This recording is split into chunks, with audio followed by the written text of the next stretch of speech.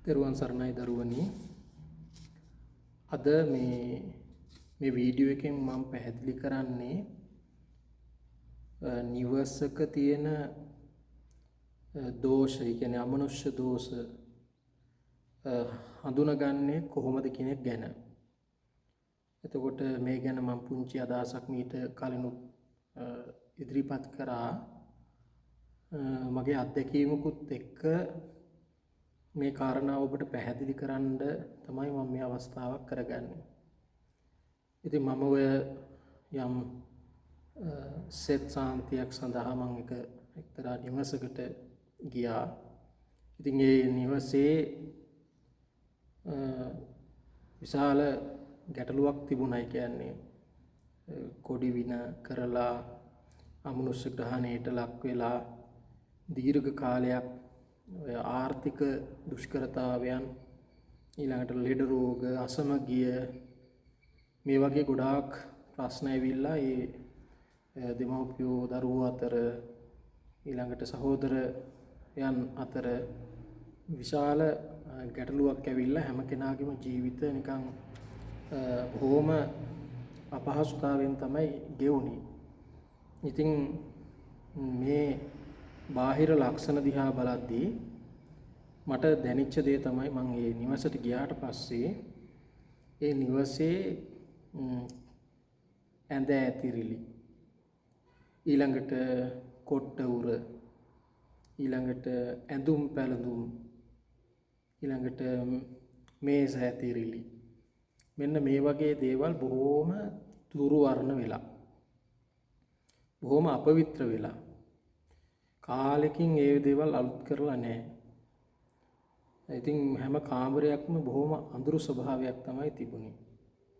එතකොට එක දරුවෙක්, ඉගෙන ගන්න දරුවෙක් මේ කාමරයෙන් එළියට එන්නෙම නැහැ, දෙමව්පියොත් එක්ක කතා බහ කරන්නේ නැහැ, සමාජයත් එක්ක ගැවසෙන්න කල්පනාවක් නැහැ, පොඩි වචනයක් කතා කරත් කේන්ති යන ගතිය බහුලව තියෙනවා. මෙන්න මේ වගේ ගති ලක්ෂණ තමයි තිබුණේ. එතකොට ඒ තාත්තටත් ලෙඩ රෝග බාධක තිබුණා. ඊළඟට මේ නිවසේ තිබුණා කුස්සියක්. එතකොට ඒ කුස්සියේ පරණ ලිපක් තිබුණා, ඒ කියන්නේ දර ලිපක්. ඉතින් මේ දර ලිප යොදාගෙන යම් කිසි විදියක මොනවා හරි ආහාරයක් පිසගත්තොත් එදාට ඒ අයගේ ගෙදර බොහොම ප්‍රශ්න. ඒ උයන පියන දේවල් කිසි කෙනෙකුට කන්න හම්බ වෙන්නේ නැහැ. එතකොට ඒ නෝනාගෙත් ඉතින් ඒ උයපු දවසට ඔළුවේ කැක්කුම අල්ලනවා. ඉතින් අන්න ඒ වගේ ගොඩාක් ප්‍රශ්න තිබුණා. ඉතින් මම මේ කියන්නේ එතකොට අර රැකියාවේ ගැටලු, ආර්ථික දුෂ්කරතා, දරුවන්ගේ අර ජීවිතවල තියෙන කඩයිම් විභාග වලට මුහුණ දෙන්න බැරුව වුන් එක පැත්තකින් මානසිකව බිඳ වැටිලා, ඊළඟට වටපිටාව වුණත්, ගෙදර පරිසරය වුණත් කිසිම විදියක දැකලා ප්‍රසාදයක්, සතුටක් උපදින මට්ටමක නැහැ.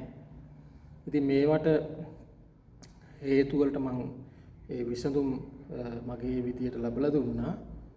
ඉතින් මම මේ පැහැදිලි කරේ අර ඒ වගේ මේ වගේ අමනුෂ්‍ය බලපෑමක් හරි, ඒ කියන්නේ කොඩි වින කරලා මොනවා හරි අමනුෂ්‍ය බන්ධනයක් සිද්ධ කරලා තිබුණොත්, කරන කියන දේවල් හරියන්නේ නැති එක, මේ වගේ ඉතින් විවිධාකාර අර ජීවත් වුණාට ජීවත් වෙන්නම් වාලේ ජීවත් වෙනා මිසක් කිසිම විදියකට උන්ට ජීවිතයේ සතුටක්, සහනයක්, සැනසීමක් ලබා ගන්නට පුළුවන්කමක් ලැබෙන්නේ නැහැ.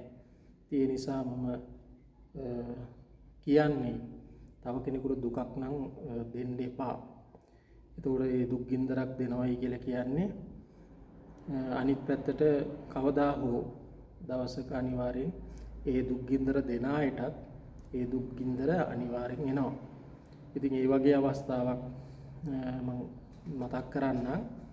ඒ තමයි මේ එක්තරා කොඩි විනයක් කරපු පුද්ගලයෙක් අවුරුදු 35කට 40කට විතර එහා ඔහු මරණයට පත් වෙලා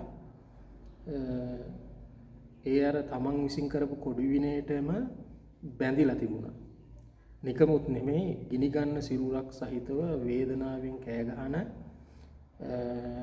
අමනුෂ්‍ය ආත්මයක් හැටියට තමයි ඔහු ඒ කොඩි විනයටම බැඳිලා තිබුණේ. ඉතින් ඒ වගේ අර තව කෙනෙකුට අහිතක් දුකක් ගින්දරක් දුන්නොත් අනිවාර්යෙන්ම මේ ආත්ම වශයෙන්ුත් ඒ වගේ ප්‍රතිවිපාක ලැබෙනවා. ඉතින් මිය පරලෝ ගියාට පස්සෙත් හොඳ ආත්ම භාවයකට ගිහිල්ලා මේ සැනසීමක් ලබන්න බැරි තත්ත්වයක් තමයි ඇති වෙන්නේ. ඉතින් මම මේ පුංචි අත්දැකීමක් කිව්වේ. ඒ නිසා තමන්ගේ නිවසේ මේ වගේ අමනුෂ්‍ය දෝෂයක් තියෙනවද කියන එක හරියට බලාගන්න, පරීක්ෂා කරගන්න, ඊළඟට ඒවට නිසි විසඳුම් හොයාගන්න. ඒ වගේම අනිවාර්යයෙන්ම මේ වගේ තව කෙනෙකුට අහිතක් වෙන දෙයක් හිතකින්වත් ප්‍රාර්ථනා කරන්නත් එපා. ඒ වගේ දේවල් වලට අනුබල දෙන්න යන්නත් එපා. කොයිතරම් අපිට කවුරු වුණත් එරෙහි වුණත් අපිට පුළුවන් මෛත්‍රී බලයෙන් සහ උපක්‍රමශීලීව අපිට ආරක්ෂාවල් යොදාගෙන ඒ වගේම ආරක්ෂා වෙන්න. ඒ නිසා ධර්මයේ තුල